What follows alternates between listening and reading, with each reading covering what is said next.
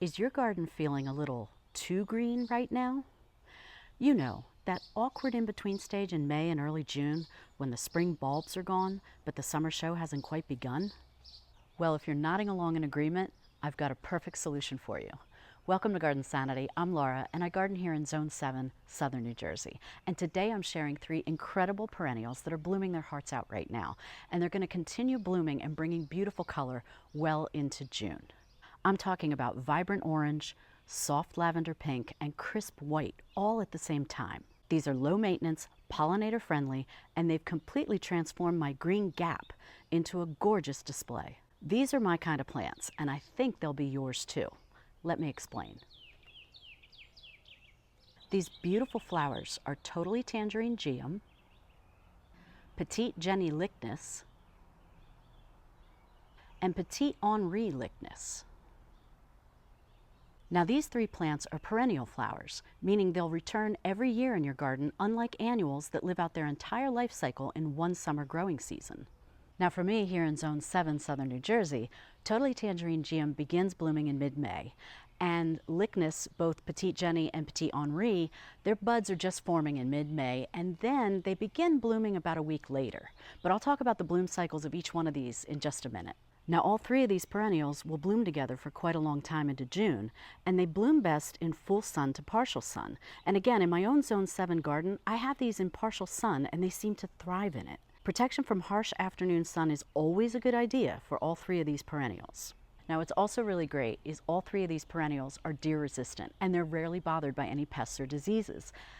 As for being rabbit resistant, they don't officially anybody say that they're officially rabbit resistant. However, I've seen plenty of rabbits around my garden over the years, and both the totally Tangerine Geum as well as the Petite Jenny and Petit Henri Lychnis varieties have not been nibbled on by rabbits. So fingers crossed, I'm pretty sure they're rabbit resistant as well. But always remember that if deer and rabbits are hungry enough, they're going to sample just about anything in your garden. Now I'm going to give you specifics of each one of these perennials, and that's going to help you hopefully decide if you want to add any or all of these to a plant list for your own garden beds.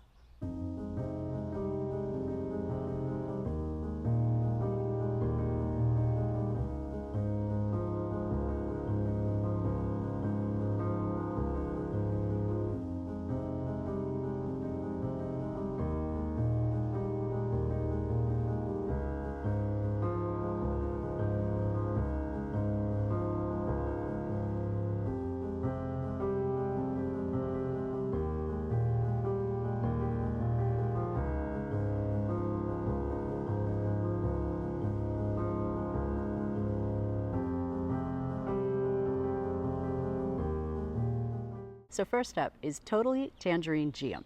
Now sometimes you're going to see Geum referred to as Avens, just so you know. Now this variety of Geum, totally Tangerine, is not native to North America, although one of the 2 plants used to create this hybrid is a native Geum. So the answer is no to this being a native plant. This plant is great for pollinators, especially bees.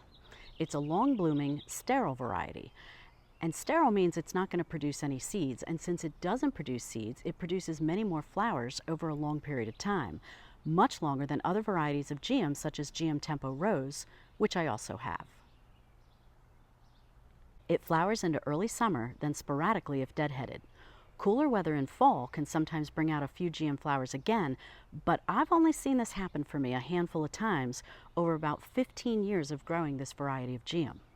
Now totally Tangerine is hardy in zones 4 to 7, sometimes zone 8. As I mentioned earlier, it takes full sun to part sun, and the flower color is just incredible. Now Geum is part of the rose family, and you can tell when you look at the flower buds, which resemble small rosebuds. Now the flowers of totally Tangerine are a pretty light orange shade with hints of red on the petals if you look very closely at the flowers. They maintain their bright color even in full sun. There's no color fading you're going to have to worry about from the sun. And just like other Geum varieties, you get flowers ending while others are just beginning. So as you see here, it's simply beautiful against the green foliage. And speaking of the foliage, the leaves are an attractive green color and they remain lower to the ground, while the tall flower stems are also green. Now these stems are strong, and what's wonderful about them being so strong is they don't flop over from wind or rain. The leaves will remain green the rest of the season well into fall. Now these leaves have been described as strawberry-like, which I can see why. And they're also a bit fuzzy to the touch. The leaves are a little less fuzzy than the leaves of lamb's ear, if you're looking for a fuzzy comparison. Now Totally Tangerine can be evergreen in warmer zones, including my own Zone 7 garden. But depending on the winter, there will usually be some ragged leaves that need to be cut back in the spring. Sometimes in winter, the leaves will take on a reddish cast, which can be so pretty.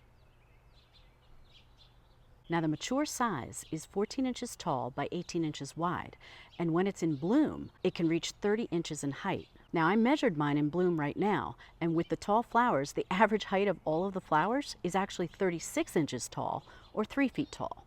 So it's even taller than the suggested 30 inches. As for soil and water, Totally Tangerine Geum needs average to moist soil, so don't let the soil dry out completely, especially during the first few years while it's getting established in your garden. But watering is average, so don't drown it either. Again, just make sure the soil doesn't dry out in between waterings, as this will add stress to the plant. Next, let's talk about Petite Jenny and Petit Henri Lychnis, and I'm going to talk about these two together since they're so closely related. Sometimes you'll see these two Lychnis perennials referred to as ragged robin, and sometimes as catchfly, just so you know if you see other names. Now these are planted much more widely in Europe than here in the US, but I do hope that'll change. These are native to Europe but not native to North America. Now both of these Lychnis varieties are great for pollinators, including bees, butterflies, and hummingbirds. And as I mentioned earlier, they begin showing their flower buds in mid-May and begin blooming about a week later. Now, while Petite Jenny is listed everywhere as a sterile perennial, Petit Henri is not listed that way, and yet I've not ever seen any seedlings from Petit Henri. Usually when a flowering plant doesn't produce seeds, its energy remains focused on producing flowers.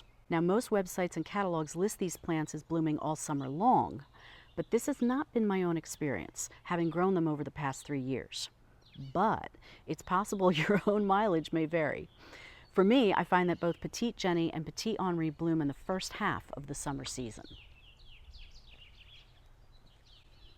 Now for me here in Zone 7, there are 2 flushes of blooms, and each flush is definitely long blooming. After the first flush is faded, I cut the stems back to the ground, and another flush of stems grows and produces a second round of flowers. After that second flush fades, then I cut them back, just like the previous cut back, but this time the plants will remain as low green plants the rest of the summer in the garden. In fact, for the past 2 years, what's been really great is Petite Jenny and Petit Henri both seem to bud out and bloom for me at exactly the same time, which I think is really wonderful. Now both of these are hardy in zones 5 through 8. They take full sun to part sun, and the flower colors are pretty incredible. Now the buds have burgundy veining on them, which is especially pronounced on Petit Henri, but you can see it on Petite Jenny as well. Petite Jenny's flowers are a soft but deeply saturated lavender pink color. They're so pretty. And Petit Henri's flowers are a beautiful, almost pure white color, and they have a dark burgundy base on the underside of their flowers. Now the leaves for both of these are at the base of the plant, and the color is a bright green, although the leaves may get a bit of a burgundy cast to them in cooler weather or during mild winters, which is very pretty. Every spring in mid-May, the wiry green stems shoot up tall from those leaves. It seems like it happens overnight. Now, as for them being evergreen, here in Zone 7 in my garden, they do seem to be basically evergreen. They get that little bit of burgundy tint on the leaves, which is so pretty in the wintertime, if they're not covered by snow, that is. Now, in colder zones, they may or may not be evergreen for you, but rest assured, they're going to come back just fine in the spring. Now, as for mature size, the stated sizes that I've read for Petite Jenny are 14 inches tall while flowering, and Petit Henri is supposed to be 18 to 24 inches tall while flowering. Now the spread for both plants, they're going to spread out at the base of the plants, near the ground, to around 18 inches once mature. However, in terms of the height, my experience is that they seem to be the same height while in bloom. I measured them and they're both around 24 inches tall right now. I've also found that while flowering, the stems of Petite Jenny and Petit Henri need some type of plant support so they don't flop over when it rains. The stems of Petite Jenny and Petit Henri are definitely not as strong as the stems of Totally Tangerine Geum. So I've tried various types of plant supports, but this year I think I nailed it. I'm using a support similar to what's used for plants like peonies, and this has worked out perfectly. So I'm thrilled I've finally solved the flopping problem. Now, I purchased these supports online from Gardener Supply Company, and I'll put the information below in the description box if you're interested. As for soil and water, both Petite Jenny and Petit Henri prefer average to moist soil. So again, just like with Totally Tangerine Geum, don't let the soil dry out in between waterings, especially while the plants are in bloom. Now, in terms of cleanup once a year for these plants, for all three, Geum and both Lychnis, you want to wait till the springtime. That's always the best time to clean up your perennials and get ready for the season. Now, I know some of you like to do it in the fall, and that's fine. Waiting in the spring really primarily helps the beneficial insects in your garden have a place to hibernate and winter during the winter. So I wait for the spring to clean up.